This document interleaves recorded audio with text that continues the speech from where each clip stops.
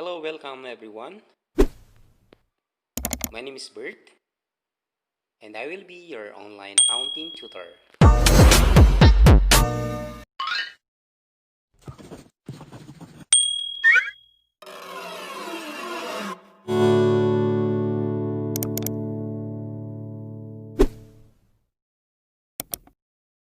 Magandang araw mga kaibigan. Gusto nyo bang malaman kung ano ang mga iba't ibang forms ng business organization? Kung ang sagot mo ay oo, tutukan ang tutorial na ito. Bago tayo magsimula, gusto ko nga munang i-shout out ang lahat ng mga APM students, ng mga first year accounting students, at syempre special shout out para kay Ilocano Life, TV ni Janjan, at syempre sa lahat ng mga subscribers. So ayan, ready ka na ba? Ano nga ba ang mga matututunan mo sa lecture na ito? Sa tutorial na ito, ituturo ko sa iyo ang number 1, different forms of business organizations. Number 2, advantages and disadvantages of the different forms of business organizations. Sa accounting, meron tayong 3 general forms of business organizations. Number 1, meron tayong single proprietorship.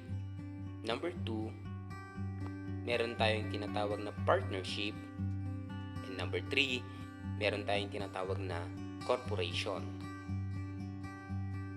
Ang single o sole proprietorship is the most basic legal form of business and has only one owner. Sa single proprietorship, kung sino na yung investor, siya na yung owner. At kadalasan, ang owner, siya na rin ang nagmamanage ng kanyang sariling business. Ang partnership naman is an association of 2 or more persons who bind themselves to contribute money, property, or industry to a common fund with the intention of dividing the profits among themselves. Ang tawag naman natin sa mga nagmamay-ari sa isang partnership ay mga partners. Mahalaga sa isang partnership na ang mga partners ay nakabind sa bawat isa o kaya meron silang tinatawag na agreement kung ano ang kanilang mga contribution katulad ng property o kaya pwede rin ang kanilang skills o kaya ang kanilang industry. At syempre, doon na rin nakapaloob kung paano nila paghati-hatian ang mga profits na kanilang madederive from the operations ng kanilang business. Ang corporation naman ay tinaguri ang the most complex form of business organization. Kaya siya tinawag na most complex kasi siya ay created by the operations of law.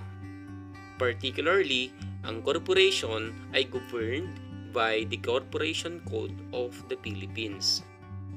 Ang tawag naman natin sa mga investors sa isang corporation ay ang mga shareholders. Ang management sa isang corporation's operation ay nakacentralize sa kanyang mga board of directors. Ngayon dumako naman tayo sa mga advantages at disadvantages ng mga different legal forms of business organization. Mga advantages ng isang sole proprietorship. Una, easier to form. Pangalawa, uncomplicated at minimal regulatory requirements. Pangatlo, yung owner mas madali siyang makadecide kasi mag-isa lang siyang mag-implement ng kanyang mga decision. Pang-apat, yung proprietor enjoys all the profit. Disadvantages of sole proprietorship. Number 1, limited ability to raise capital once volume of business increases. Number 2, proprietor makes decisions alone. No benefit of second opinion. Number 3, proprietor solely bears the risk and losses. And number 4, unlimited personal liability. Advantages of a partnership. Number 1, it is easier to organize compared to a corporation. Number 2, burden of management is shared among partners. Number 3, more ideas are exchanged and brainstormed which result in better decision making. And number 4, can raise more capital than sole proprietorship. Disadvantages of a partnership. Number 1, Making business decisions may give rise to conflict among the partners. Number 2, you don't keep all the profits because you need to share them with your partners. Number 3, limited life. The limited life in the sense that a partnership can be easily dissolved by the withdrawal, retirement, death, or insanity of one of the partners. And number 4, lesser capital compared to corporation. Number 5, partnership in general is taxed like a corporation. And number 6, unlimited liability. So the partners can be held liable for partnership debts up to the extent of their personal properties. Advantages of a corporation. Number 1, investors do not need to work for the corporation to earn income. Number 2, limited liability of the owners. The owners are only liable to the extent of their capital contribution or investment in the corporation. Number 3, greater capital and ease in raising additional funds. Number 4, easily transfer shares to the investors without affecting the corporation's operation.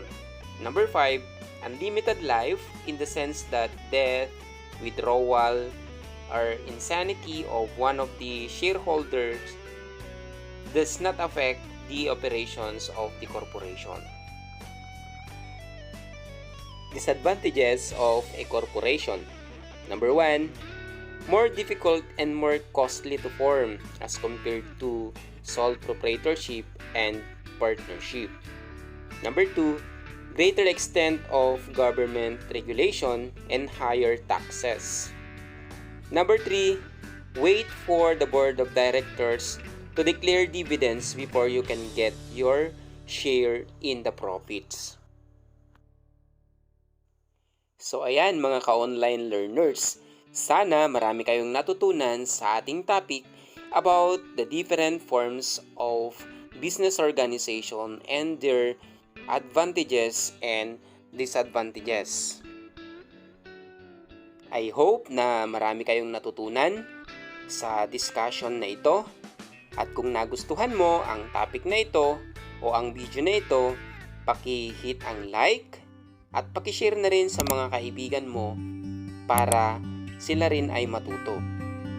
At kung hindi ka pa nakapag-subscribe sa channel na ito, maaring pindutin mo na ang subscription button pati ang notification bell para kapag meron tayong mga new videos na tutorial ay lagi kang notified at lagi kang updated.